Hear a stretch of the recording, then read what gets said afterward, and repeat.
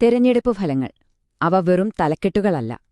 ശരിക്കും ഓരോ ജനവിധിക്കു പിന്നിലും കൃത്യമായ ചില കാരണങ്ങളുണ്ട്, ഒരു യന്ത്രം പ്രവർത്തിക്കുന്നതുപോലെ. അത് മനസ്സിലാക്കാൻ നമുക്ക് മങ്കട എന്ന മണ്ഡലത്തിലേക്ക് ഒന്ന് ആഴത്തിലിറങ്ങിച്ചെല്ലാം.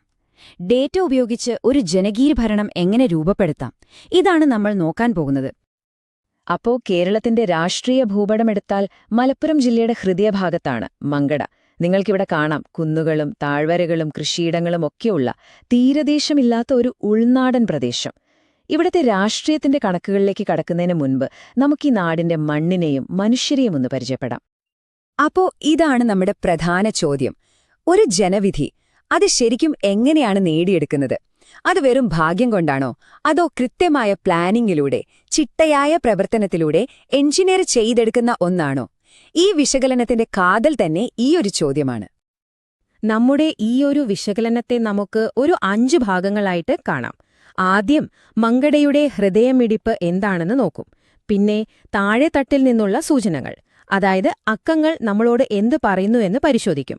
അതിനുശേഷം ആ ജനവിധിയുടെ ഘടനയെ ഒന്ന് കീറിമുറിച്ചു നോക്കും.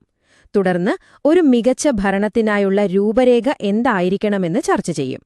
അവസാനം ഈ രാഷ്ട്രീയത്തിനപ്പുറം എന്താണ് യഥാർത്ഥ ലക്ഷ്യം എന്നു വലിയ ചോദ്യത്തിലേക്കും നമ്മളെത്തും. അപ്പോ ഒന്നാം ഭാഗം മങ്കടയുടെ തുടിപ്പ്. ഏതൊരു രാഷ്ട്രീയത്തിന്റെയും വേരുകൾ ആ നാട്ടിലെ മണ്ണിലും മനുഷ്യരിലുമാണ്. അതുകൊണ്ട് നമുക്കാദ്യം മങ്കടയുടെ സാമൂഹിക ഘടന എന്താണെന്ന് നോക്കാം. ഈ കണക്കുകൾ നോക്കൂ. മങ്കടയിലെ ജനസംഖ്യയിലെ ഏതാണ്ട് 70% മുസ്ലിം സമുദായത്തിൽപ്പെട്ടവരാണ്. ഏകദേശം 28% ഹിന്ദുക്കളും ബാക്കി മറ്റു വിഭാഗങ്ങളും. ഈ ഒരു സാമൂഹിക ഘടന അവിടത്തെ രാഷ്ട്രീയത്തെ സ്വാധീനിക്കുന്ന ഒരു പ്രധാനപ്പെട്ട യാഥാർത്ഥ്യമാണ്. എന്നാൽ ഈ കണക്കുകൾക്കപ്പുറം എല്ലാ സമുദായക്കാരെയും ഒരുപോലെ ബുദ്ധിമുട്ടിക്കുന്ന ചില കാര്യങ്ങളുണ്ട്. ഗൾഫിൽ നിന്ന് മടങ്ങിയെത്തിയവരുടെ തൊഴിലില്ലായ്മ, സാധാരണക്കാരന്റെ നടുവൊടിക്കുന്ന വിലക്കയറ്റം, ഇവ രണ്ടും ജനങ്ങൾക്ക് വലിയ സമ്മർദ്ദമുണ്ടാക്കുന്ന വിഷയങ്ങളാണ്. അതോടൊപ്പം തന്നെ ഗ്രാമങ്ങളിലെ മോശം റോഡുകളും വേനൽക്കാലത്തെ വെള്ളമില്ലായ്മയും അവരുടെ ജീവിതം ശരിക്കും ദുസ്സഹമാക്കുന്നുണ്ട്. ഇനി രണ്ടാം ഭാഗം, താഴെത്തട്ടിൽ നിന്നുള്ള സൂചനകൾ. നമുക്ക് ജനങ്ങളുടെ ജീവിതത്തിൽ നിന്ന് രാഷ്ട്രീയത്തിന്റെ കണക്കുകളിലേക്ക് വരാം. ഓർക്കണം, ഈ അക്കങ്ങൾ വെറും സംഖ്യകളല്ല, നമ്മളെപ്പോൾ സംസാരിച്ച സാമൂഹിക സാഹചര്യങ്ങളുടെ ഒരു പ്രതിഫലനം കൂടിയാണ്. 2021 തെരഞ്ഞെടുപ്പ് ഫലം നോക്കൂ. എന്തൊരു ഇഞ്ചോടിഞ്ച് പോരാട്ടമായിരുന്നു എന്ന് കണ്ടില്ലേ? UDFന് 49.46% വോട്ട് കിട്ടിയപ്പോൾ LDF തൊട്ടുപിന്നാലെ 45.75% വോട്ട് നേടി. ഇത് ഒരൊറ്റ കാര്യം വ്യക്തമാക്കുന്നുണ്ട്: മങ്കടയിലെ ജനവികാരം വളരെ ശക്തമായി വിഭജിക്കപ്പെട്ടിരിക്കുന്നു. 6246. ഇതാണ് കഴിഞ്ഞ തെരഞ്ഞെടുപ്പിലെ ഭൂരിപക്ഷം. ഒറ്റനോട്ടത്തിൽ ഇതൊരു ചെറിയ സംഖ്യയായി തോന്നാം. പക്ഷേ മങ്കടയെ സംബന്ധിച്ചിടത്തോളം ഈ ആയിരക്കണക്കിന് വോട്ടുകളാണ് ആ നാടിന്റെ അടുത്ത 5 വർഷത്തെ ഭാവി തീരുമാനിക്കുന്നത്. പിന്നെ ശ്രദ്ധിക്കേണ്ട മറ്റൊരു കാര്യം ഇവിടത്തെ പോളിംഗ് ശതമാനമാണ്. എപ്പോഴും വളരെ ഉയർന്നതാണ്, ഏകദേശം 77%. ഇതിന് 2 അർത്ഥങ്ങളുണ്ട്. ഒന്ന്, ഇവിടുത്തെ ജനങ്ങൾ രാഷ്ട്രീയമായി നല്ല ബോധമുള്ളവരാണ്. അവർ വോട്ട് ചെയ്യുന്നത് വളരെ ഗൗരവത്തോടെയാണ്. 2, പുതിയതായി വന്ന ആരെയും എളുപ്പത്തിൽ സ്വാധീനിക്കാൻ പറ്റില്ല. ഓരോ വോട്ടും കൃത്യമായ നിലപാടുകളുടെ അടിസ്ഥാനത്തിലായിരിക്കും രേഖപ്പെടുത്തുന്നത്. ഈ ഉയർന്ന പോളിംഗും നേരിയ ഭൂരിപക്ഷവുമൊക്കെ കാണുമ്പോഴാണ് നമ്മളൊരു അടിസ്ഥാന തത്വം ഓർക്കേണ്ടത്. ജനാധിപത്യത്തിൽ ഓരോ ശബ്ദത്തിനും അതിൻ്റേതായ ഒരു അന്തസ്സുണ്ട്. അതുകൊണ്ട് തന്നെ വിവരങ്ങളുടെ അടിസ്ഥാനത്തിൽ സംസാരിക്കുന്നത് ഒരു അവകാശം മാത്രമല്ല, അത് നമ്മളെല്ലാവരും പങ്കുവയ്ക്കുന്ന ഒരു വലിയ ഉത്തരവാദിത്തം കൂടിയാണ്. മൂന്നാം ഭാഗം, ജനവിധിയുടെ ഘടന. അപ്പോ ഇതുവരെ നമ്മൾ രോഗലക്ഷണങ്ങൾ കണ്ടു. ഇനി രോഗനിർണയത്തിലേക്ക് കടക്കാം. എന്തുകൊണ്ടാണ് മങ്കടയിലെ മത്സരം എപ്പോഴും ഇത്ര കടുപ്പമുള്ളതാകുന്നത്? അതിന്റെ സിസ്റ്റമാറ്റിക് കാരണങ്ങൾ എന്തൊക്കെയാണ്? നമുക്ക് നിലവിലെ ജനപ്രതിനിധിയുടെ രാഷ്ട്രീയ നിലയൊന്ന് വിശകലനം ചെയ്യാം. ഇത് വ്യക്തിപരമായൊരു വിമർശനമല്ല, മറിച്ച് വ്യവസ്ഥാപരമായൊരു വിശകലനമാണ്.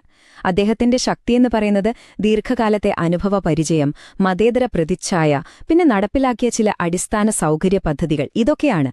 എന്നാൽ മറുവശത്ത് ഭരണവിരുദ്ധ വികാരം, യുവജനങ്ങളുമായി കണക്ട് ചെയ്യുന്നതിലെ ചില പരിമിതികൾ, ഇവയൊക്കെ ദൗർബല്യങ്ങളായി കാണാം.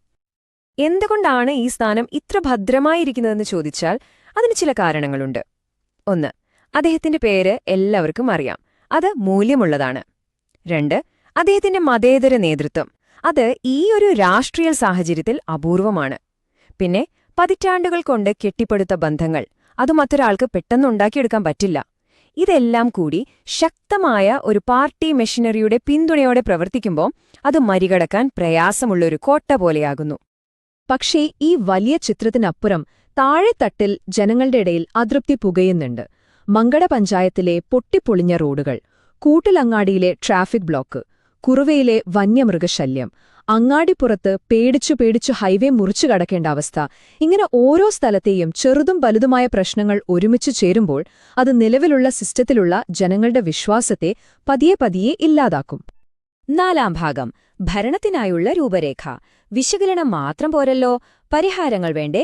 കഴിഞ്ഞ കാലത്തെ ഈ പഠനങ്ങളിൽ നിന്നെല്ലാം മങ്കടയുടെ ഭാവിക്കായി എന്തു ചെയ്യാൻ കഴിയും? പ്രവർത്തനക്ഷമമായ ഒരു പദ്ധതിയിലേക്ക് നമുക്ക് കടക്കാം. ഇവിടെയാണ് ചതുർമുഖ സിദ്ധാന്തം എന്നു വിളിക്കുന്ന ഒരു തന്ത്രം പ്രസക്തമാകുന്നത്. ഇതൊരു സമഗ്രമായ പദ്ധതിയാണ്. ഇതിന് 4 മുഖങ്ങളുണ്ട്. ശിവനെപ്പോലെ വസ്തുതകൾ ഉപയോഗിച്ച് എതിരാളികളുടെ വീഴ്ചകളെ തുറന്നു കാട്ടണം.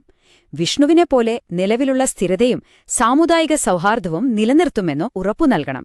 ബ്രഹ്മാവിനെപ്പോലെ സോളാർ ലൈറ്റുകൾ, ഗവേണൻസ് പോലുള്ള പുതിയ ആശയങ്ങൾ കൊണ്ടുവരണം. അവസാനം ദുർഗയെപ്പോലെ സമൂഹത്തിലെ ദുർബലരെയും മതേതര മൂല്യങ്ങളെയും സംരക്ഷിക്കണം. ഈ 4 ഭാവങ്ങളും ഒരുമിച്ചു വരുമ്പോഴാണ് ജനവിശ്വാസം നേടാൻ കഴിയുന്നത്.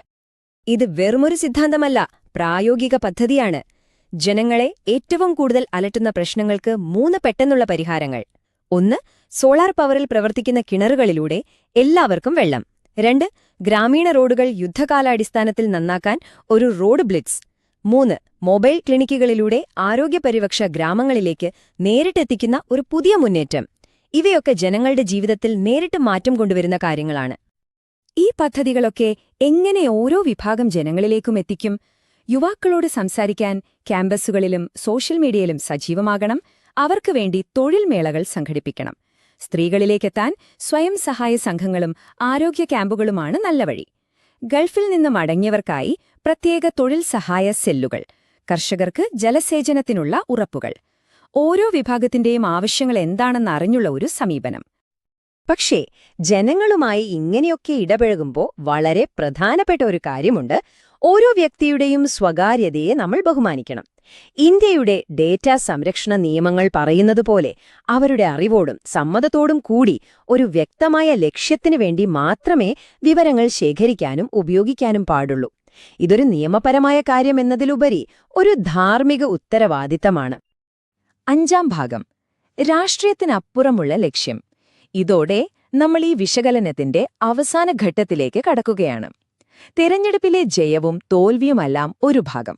അതിനപ്പുറം എന്താണ് പൊതുപ്രവർത്തനത്തിന്റെ യഥാർത്ഥ ലക്ഷ്യം? ഡാറ്റ. അത് നമുക്ക് വഴി കാണിച്ചു തരുന്നൊരു ടോർച്ച് പോലെയാണ്.